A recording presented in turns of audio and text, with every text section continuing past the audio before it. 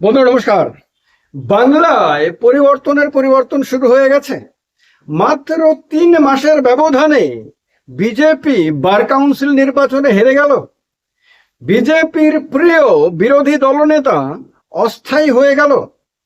কেন্দ্রে বিজেপির পছন্দের তৃণমূলের বিদ্রোহী এমপিরা অনিশ্চিত হয়ে গেলেন যে তাদের সাংসদ পদ টিকবে কিনা।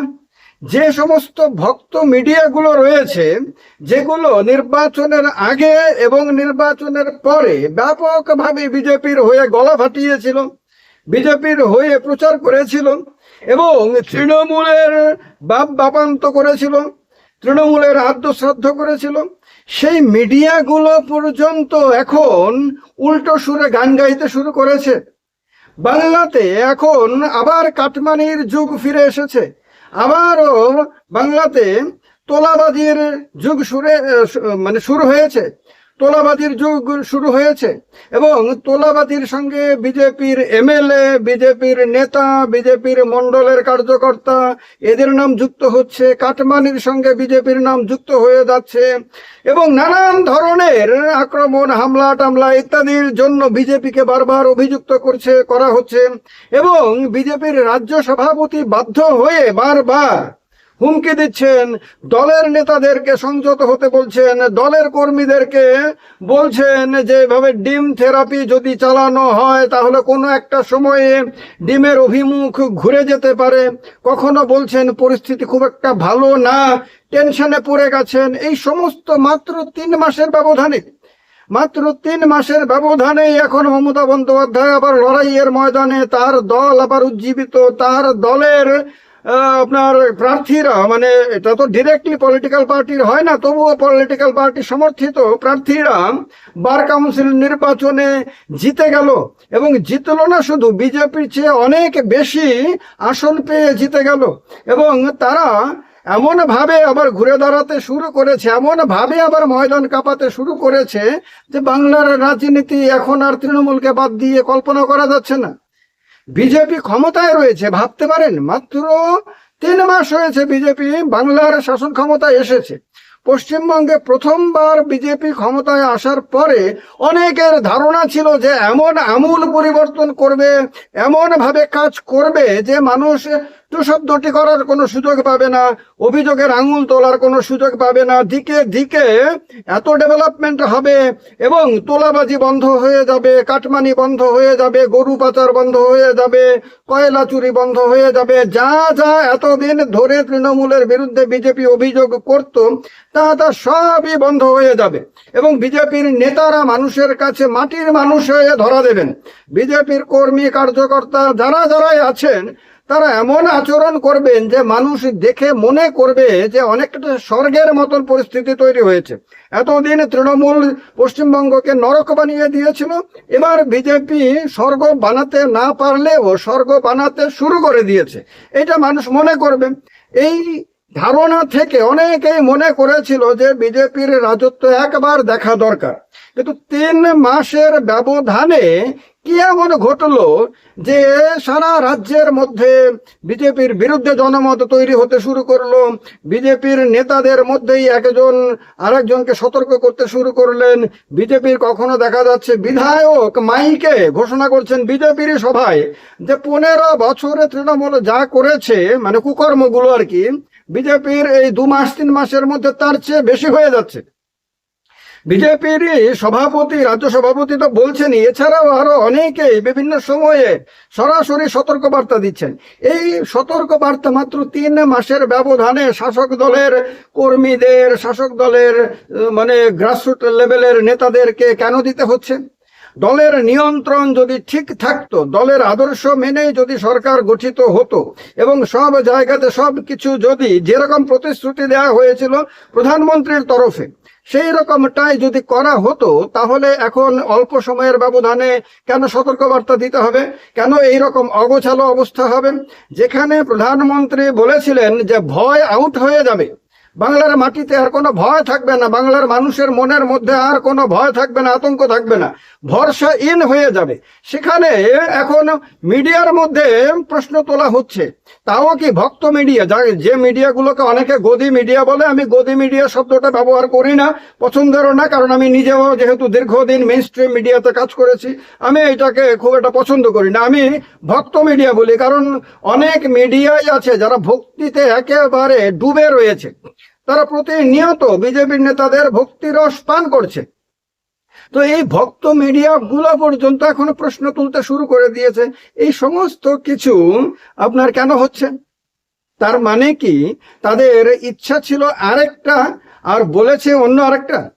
তার মানে কথায় এবং কাজের মধ্যে কি আকাশ এবং পাতাল তফাৎ রয়েছে? তার মানে কি যা হচ্ছে বাংলাতে তা কি দিল্লির নেতাদের নির্দেশে হচ্ছে? তার মানে কি যে বিজেপির নেতারা চেয়েছিল বলেই এমনটা হয়েছে? আর এটা বুঝতে পেরেই কি বাংলার মানুষের মধ্যে এখন বিরক্তি শুরু হয়ে গেছে? এবং দেখুন সময় কেন খারাপ চলছে বিজেপি। এই যে বাঁকুড়াতে এই যে ভদ্রলোককে, মুসলিম ভদ্রলোককে হত্যা করা হলো, বলা হচ্ছে হত্যা, অভিযোগ অনুসারে হত্যা করা হয়েছে, কারণ তার ছেলে দিল্লিতে ককরোচ জনতা পার্টির যন্তর মন্তরের ধর্নাতে সামিল হয়েছিল। ফিরে এসে সে আপনার তার এলাকার স্কুল সংস্কারের ব্যাপারে উদ্যোগী হয়েছিল। তার কারণেই নাকি তাকে প্রথমে, এরপরে তার বাবাকে আক্রমণ করা হয়েছে, এবং আক্রমণের ফলে তীব্রতা এত বেশি অভিযোগ অনুসারে যে লোকটা বেঁচে পর্যন্ত থাকতে পারলো না। এবার ভাবুন, এই একটি ঘটনার কারণে বাংলাতে ককরোচ জনতা পার্টি ঢোকার সুযোগ পেয়ে গেল। যদি এই ঘটনাটা না হতো তাহলে বাংলাতে ককরোচ জনতা পার্টির নেতারা, তাদের কার্যকর্তারা আসার সুযোগ পেত না, কারণ যেখানে কোনো ঘটনা হচ্ছে না সেখানে তারা কেন আসবে, কেন তারা সেখানে ধর্ণা দেবে, কেন তারা সেখানে আন্দোলন করবে? কিন্তু এই একটি ঘটনার কারণে তারা বাংলাতে এসে আন্দোলন করার সুযোগ পাচ্ছে, বাংলাতে এসে তারা কথা বলার সুযোগ পাচ্ছে, হুমকি দেওয়ার মানে আন্দোলনের হুমকি দেওয়ার সুযোগ পাচ্ছে। এবং এগুলোতে বাংলার সাধারণ মানুষ উজ্জীবিত হয়ে গেছে। তৃণমূল নড়ে চড়ে বসেছে, সিপিএম নড়ে চড়ে বসেছে, কংগ্রেস নড়ে চড়ে বসেছে, মানে বিরোধী দলগুলো নড়ে চড়ে বসেছে। আর মিডিয়াও মনে করছে যে এখনো যদি এই জনমতের বিপক্ষে গিয়ে বিজেপির বন্দনা করা হয় তাহলে আগামী দিনে বড় সংকট হতে পারে। কারণ এবার যন্তর মন্তরের আন্দোলনের সময় দেখা গেছে যে ভক্ত মিডিয়াগুলোকে সাধারণ যারা প্রোটেস্টার, যারা আন্দোলনকারী, তারা বিশ্রীভাবে অপমান করেছে সবার সামনে প্রকাশ্যে, এবং সেই অপমানের ভিডিওগুলো একেবারে ভাইরাল হয়েছে সারা দেশে। এই চিত্র দেখার পরে এবার বাংলার মিডিয়ার মধ্যেও একটা টেনশন ঢুকে গেছে যে ভাই এতটা ভক্তি দেখালে চলবে না, এতটা আপনতা আত্মীয়তা দেখালে চলবে না, কারণ আগামী দিনে যদি ক্ষমতায় পরিবর্তন হয়ে যায়, দিল্লিতে হয়ে গেলে তার প্রভাব রাজ্যগুলোতেও পড়বে, তাহলে এই মিডিয়াগুলোকেও মানুষের কাছে জবাব দিতে হবে। তো তার কারণে এখন ভক্ত মিডিয়াও ধীরে ধীরে একটু একটু করে উল্টো সুরে কথা বলতে শুরু করেছে। আপনারা হয়তো নিয়মিতভাবেই দেখছেন, আমি নিজেও দেখছি যে বাংলার কলকাতা ভিত্তিক যে চ্যানেলগুলো রয়েছে, যারা কিছুদিন আগে পর্যন্ত ভীষণ রকম ভাবে বিরোধী দলেরই সমালোচনা করতে হবে, এখনো করে, বিরোধী দলকেই এখন সবচেয়ে বেশি সমালোচনা করে, কিন্তু একেবারে শাসক দলের সমালোচনা করতো না, বা শাসক দলের প্রশস্তি গাওয়া, বন্দনা করা, ভক্তিতে টগবগ হওয়া, এগুলো করতো। তারা এখন দেখলাম, আজকে সকালবেলাতেও দেখলাম, ভীষণ রকম ভাবে তোলাবাজির সমালোচনা করছে, তারপর অহংকারী নেতাদের ভূমিকার সমালোচনা করছে, সরকার তার রাস্তা থেকে সরে যাচ্ছে কিনা সেই প্রশ্ন তুলছে, শাসক দল এবং সরকার উভয়কে একই সঙ্গে জড়িয়ে অভিযুক্ত করছে, নানান কিছু তারা করতে শুরু করেছে। এবার এই অল্প সময়ের ব্যবধানেই যদি এই রকম একটা পরিবর্তন হাওয়া যদি বাংলার মাটিতে উঠতে শুরু করে, তাহলে সেটা কোথায় গিয়ে থামবে? সেটা কি তাহলে বাংলার রাজনীতি ধীরে ধীরে বিজেপির হাতছাড়া, মানে অল্প সময়ের মধ্যেই হাতছাড়া হওয়ার ইঙ্গিতে দিচ্ছে? বাংলাতে বিজেপির যে সময় খারাপ, মানে ক্ষমতায় আসার পরেও সময় যে খারাপ হতে শুরু করে দিয়েছে, তার বার্তা দিচ্ছে। বিজেপির নেতারা কি আসলেই তা বুঝতে পারছেন? না, তারা মনে করছেন যেহেতু সরকার আছে, যেহেতু পুলিশ আছে, যেহেতু আধা সামরিক বাহিনী আছে, কেন্দ্রীয় বাহিনী আছে, যেহেতু নির্বাচন কমিশন আছে, যেহেতু বিভিন্ন কেন্দ্রীয় এজেন্সিগুলো আছে, যেহেতু ভক্ত মিডিয়াগুলো এখনো হাতছাড়া পুরোপুরি হয়নি, এখনো আছে, সঙ্গেই আছে এখনো, সেহেতু এত চিন্তা করার কি আছে? পরিস্থিতি কতটাই বা বেগতিক হতে পারবে, মানুষ কতটাই বা কি করতে পারবে, বিরোধী দলগুলো কতটাই বা কি করতে পারবে। বিরোধী দলনেতার পদটা, মানে বিরোধী দলনেতা যিনি আছেন এখন, তিনি কলকাতা হাইকোর্টের দৃষ্টিতে এখন অস্থায়ী হলেই বা কি। আবার কেন্দ্রে 20 জন সাংসদ, তৃণমূল থেকে এনসিপিআই এ যাওয়া 20 জন সাংসদের সাংসদ পদ প্রশ্নের মুখে ঝুলে থাকলেই বা কি।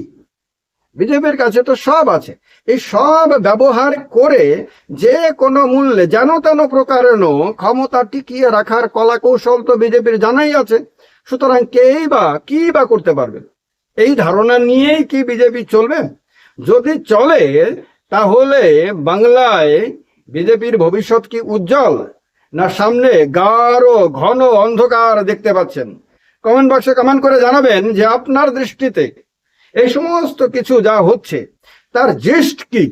অর্থাৎ এক বাক্যে যদি জিজ্ঞেস করি যে আপনি পুরো বিষয়টাকে কি দৃষ্টিতে দেখছেন, আপনি কি বলবেন? আমি তো আমার কথাগুলো বললামই, এবার আপনি বলুন আপনার কথা। প্রসেনজিৎ সরাসরি এই শোতে এভাবেই আমরা কোনো না কোনো বিষয় নিয়ে সরাসরি আলোচনা করি। তার কারণে চ্যানেলটাকে যারা এখনো সাবস্ক্রাইব করেনি তারা সাবস্ক্রাইব করে রাখুন। আর প্রসেনজিৎ সরাসরি যে প্লে লিস্ট আছে সেই প্লে লিস্টের দিকে নজর রাখেন। নিয়মিতভাবেই এরকম কোনো না কোনো ভিডিও আসবে যা আপনার পছন্দের ডেফিনেটলি হবে, কিন্তু অনেক বিষয় হয়তো আপনি ভাবেননি, সেটা আপনাকে ভাবতে সাহায্য করবে। ভালো থাকবেন, সঙ্গে থাকবেন। জয় হিন্দ, বন্দে মাতরম।